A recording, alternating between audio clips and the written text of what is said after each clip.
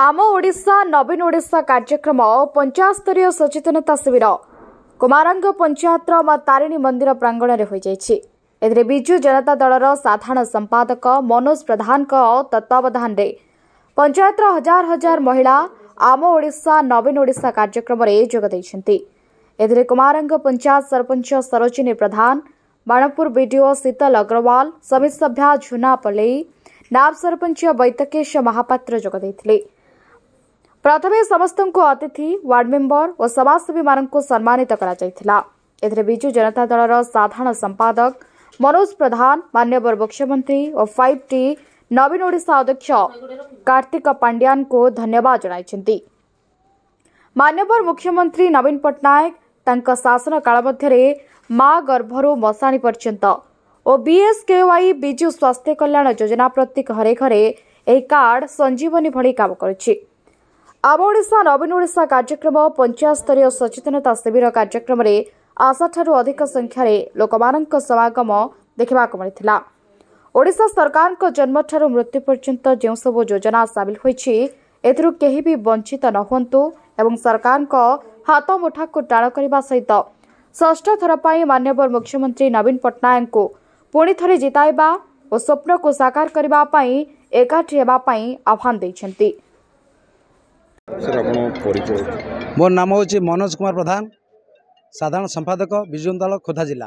Sir आज जो पंचायत आज जो कुमारंग शासन ग्राम पंचायत रे आम ओडिशा नवीन ओडिशा कार्यक्रम में प्रथमे ओडिशार 4.5 कोटी जनमानसर प्रतीक आम समस्त प्रिय माननीय मुख्यमंत्री श्रीजुक्त नवीन पट्टनायक को और आंतरिक भरा अशेष अशेष धन्यवाद एवं 5T अध्यक्ष श्रीजुक्त VK पांड्यान सार महोदय को मोर अशेष अशेष धन्यवाद और भूमिष्ठ प्रणाम।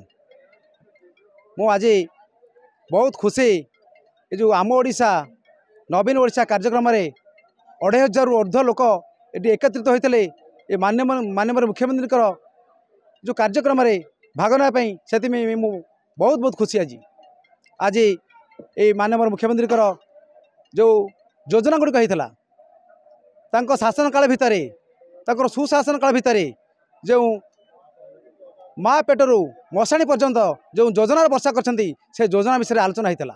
प्रथमे बिजु स्वास्थ्य कल्याण योजना आज जो BSKY कार्ड प्रति घरे घरे संजीवन रूपे काम करुच्ची माँ मान 10 लाख पुरुष मान 5 लाख स्वास्थ्य जोगा दिया से विषय आलोचना कराइला। महिला सशक्तिकरण और भित्तिभूमि विकास उपर आम आलोचना करूँ।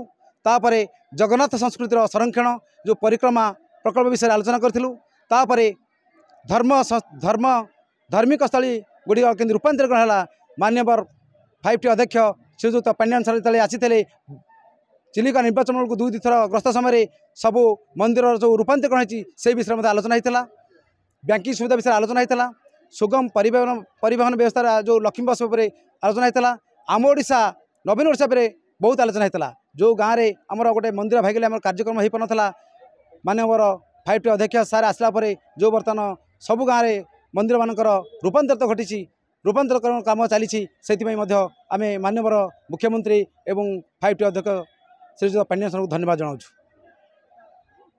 खोर्धा चिलिकारु Sudhir Kumar Behera report focus plus.